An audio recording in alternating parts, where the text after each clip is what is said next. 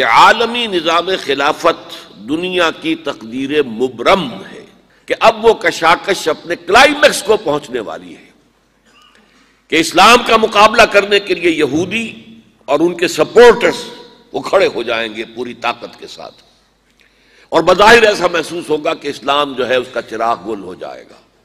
اتنی طاقت ان کے پاس ہے، اتنے وسائل ان کے پاس ہیں کہ بظاہر عالم اسلام کے اندر کوئی سکت نہیں ہے کہ ان کا مقابلہ کر سکے۔ لیکن بہرحال اللہ کا فیصلہ تو یہی ہے، اللہ تعالیٰ تو اللہ متم نورہ، اللہ تو اپنے نور کا اتمام فرما کر رہے گا۔ وَيَأْبَى اللَّهُ إِلَّا أَن يُتِمَّ نُورَهُ، ایک مثبت انداز بیان ہے اور ایک منفی انداز ہے۔ اللہ کو ہرگز منظور نہیں ہے مگر یہ کہ اپنے نور کا اتمام فرمائے۔ تو منفی اور مثبت دونوں اندازوں میں بات کی، اللہ کا فیصلہ ہے، یہ اٹل ہے۔ اسی لیے میں کہہ رہا ہوں یہ تقدیر مبرم ہے۔ اچھا یہ تو صغرا ہے، کبرا کیا ہے؟ کبرا یہ کہ حضور کو بھیجا ہے پوری نوع انسانی کے لیے۔ یہ 5 مرتبہ قرآن میں آیا، میں نے صرف 2 جگہوں سے آیات کوٹ کی ہیں۔ ایک تو سورہ اعراف میں فرمایا گیا، اے نبی کہہ دیجئے یا ایھا الناس انی رسول اللہ الیکم جمیعا، میں اللہ کا رسول ہوں تم سب کی طرف، میں عرب کی طرف نہیں آیا، میں صرف قریش کے لیے رسول نہیں ہوں، میں صرف بنی اسماعیل کے لیے رسول نہیں ہوں، میں صرف جزیرہ نما عرب کے رہنے والوں کے لیے رسول نہیں ہوں، انی رسول اللہ الیکم جمیعا۔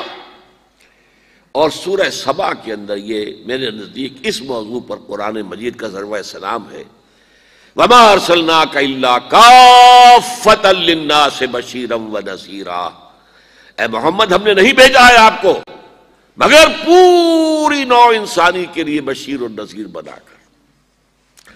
اب یہ صغرا کبرا جوڑیے، حضور کا مقصد بعثت دین کا غلبہ، بھیجا گیا پوری نوع انسانی کے لیے۔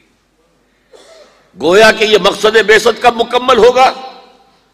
جب کل عالم انسانیت پر اللہ کا دین غالب ہو جائے، ورنہ تو حضور کا مقصد بعثت مکمل نہیں ہے۔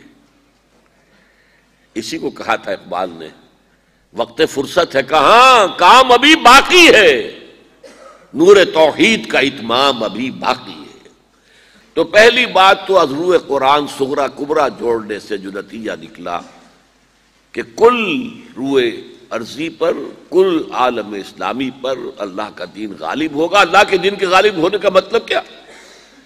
خلافت علی منہاج النبوہ، حاکمیت اللہ کی ہوگی اور انسانوں کی خلافت ہوگی۔ یہ مقصد جو ہے جس کے لیے آدم کی تخلیق ہوئی تھی، وہ مقصد بتمام و کمال پورا اس وقت ہوگا۔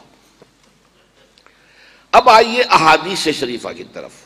قال رسول اللہ صلی اللہ علیہ وسلم تکون النبوۃ فیکم ما شاء اللہ ان تکون، نبوت رہے گی تمہارے مابین مسلمانوں جب تک کہ اللہ چاہے گا کہ وہ رہے، یعنی میں رہوں گا۔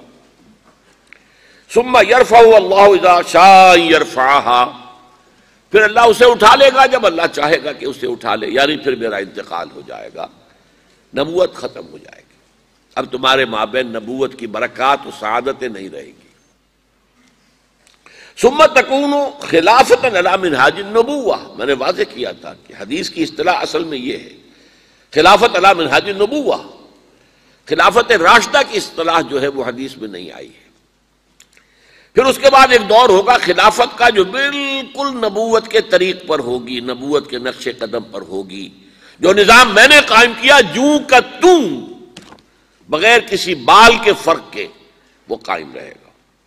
فَتَكُونُ مَا شَاءَ اللَّهُ أَن تَكُونَ، پھر وہ بھی رہے گا جب تک کہ اللہ چاہے گا کہ رہے۔ ثُمَّ يَرْفَعُ اللَّهُ إِذَا شَاءَ يَرْفَعَهَا، پھر اللہ اسے بھی اٹھا لے گا جب چاہے گا کہ اٹھا لے۔ ثُمَّ تَكُونُ مُلْكًا عَاضًّا، عض یعض کہتے ہیں دانتوں سے کاٹنے کو، کاٹ کھانے والی شے، عاض۔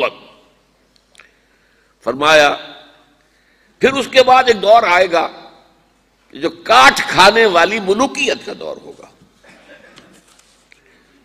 یہ جیسا کہ میں عرض کر چکا ہوں، یہ ملوکیت جو مسلمانوں کی تھی اور ان میں جو مظالم ہوئے ہیں، اچھے لوگ بھی آئے ہیں، یقیناً آئے ہیں، آخر 12 خلفاء کی تعداد انہی میں سے پوری ہوتی ہے، لیکن بحثیت مجموعی جو کچھ ہوا ہے، میں نے چند اشارے کر دیے تھے کہ واقعہ کربلا اب جس کا تذکرہ ہمارے ہاں ہوگا بہت شد و مد کے ساتھ، محرم الحرام کا آغاز ہو چکا ہے۔ پھر یہ کہ واقعہ ہررا جو نہایت افسوسناک واقعہ ہماری تاریخ کا، جس کا کہ ذکر کرتے ہوئے بھی لرزہ طاری ہوتا ہے، مسلمانوں نے اور مدینۃ النبی کی حرمت کو ایسا بٹا لگایا کہ 3 دن تک کے لیے جائز ہے، حلال ہے، جو چاہو لوٹو اور جس کو چاہو ریپ کرو۔ پھر اسی دور میں حجاج ابن یوسف جیسا قصاب جس نے سینکڑوں تابعین کو شہید کیا ہے، پھر اسی دور میں محمد بن قاسم کو بلا کر شہید کیا گیا۔ خطرہ ہوتا ہے ملوکیت کو کہ کوئی مد مقابل بن کر نہ آ جائے، کوئی اتنا بڑا پاپولر نہ ہو جائے کہ ہمارے اقتدار کو چیلنج کرے، اور اسی لیے موسیٰ ابن نصیر جن کے ایک ادنا کمانڈر نے ہسپانیہ فتح کیا، طارق بن زیاد، اصل کمانڈر کون تھے؟ موسیٰ بن نصیر، انہیں بھی بلا کر بوڑھے آدمی کو دھوپ میں کھڑا رکھا ہے یہاں تک کہ وہ بے ہوش ہو کر گر گئے اور پھر قید رکھا۔ بہرحال یہ ملوکیت ثم تکون ملکن عاضا، پھر کاٹ کھانے والی ملوکیت آئے گی۔ فتکون ما شاء اللہ ان تکون، تو وہ بھی رہے گی جب تک اللہ چاہے گا۔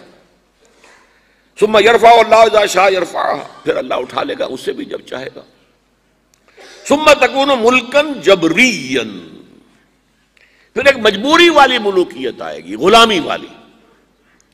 اس کا مفہوم آج ہم پر واضح ہے، اس وقت میں نہیں سمجھتا کہ کسی نے کیا سمجھا ہوگا، واللہ عالم، کہ وہ دوسری ملوکیت جو ہم پر چھائی ہے، جس کو ہم ویسٹرن کولونیلزم کہتے ہیں، یورپین کولونیلزم، کہیں انگریز ملکہ وکٹوریہ کے ہم غلام ہو گئے، کہیں جو ہے ہسپانوی آ گئے، کہیں پر اطالوی آ گئے، کہیں پر فرانسیسی آ گئے، کہیں پر ولندیزی آ گئے، کہیں پر پرتگیزی آ گئے، اس طرح سے پورا عالم اسلام گرفت میں آ گیا۔ وہ تو صحرائے عرب رہ گیا تھا اس لیے کہ ابھی تیل نکلا نہیں تھا وہاں، ورنہ صحرائے عرب پر تو اس کولونیلزم نے پنجے جو ہیں وہ سب سے بڑھ کر گاڑنے تھے، وہاں بھی کچھ تھا ہی نہیں، ریت یا پتھر، اس کے سوا کچھ تھا ہی نہیں، باقی پورا عالم اسلام شکنجے میں کسا گیا۔ ثم تکون ملکن جبریا فتکون ما شاء اللہ ان تکون، پھر وہ بھی رہے گا جب تک کہ اللہ چاہے گا۔ ثم یرفع اللہ اذا شاء یرفع، پھر اللہ اسے بھی اٹھا لے گا جب چاہے گا کہ اٹھا لے۔ ثم تکون خلافۃ علی منہاج النبوہ، پھر آئے گا ایک دور خلافت علی منہاج النبوہ کا۔ ثم سکت النبی صلی اللہ علیہ وسلم، اس کے بعد خاموش ہو گئے حضور۔ تاریخ انسانی کا یہ آخری دور ہوگا۔ یہ حدیث رواہ احمد رحمہ اللہ عن النعمان ابن بشیر رضی اللہ تعالی عنہ۔ موجودہ مایوسی کے حالات کے اندر دل میں جو ایک امید کا چراغ روشن ہوتا ہے جن احادیث سے، کہ ہم کہہ سکتے ہیں دنیا والوں سے کہ اور بھی دور فلک ہیں ابھی آنے والے، ناز اتنا نہ کرے ہم کو ستانے والے، ستا لو جو ستانا ہے تم نے، لیکن بالآخر tables will be turned، معاملہ بدلے گا، حالات تبدیل ہوں گے۔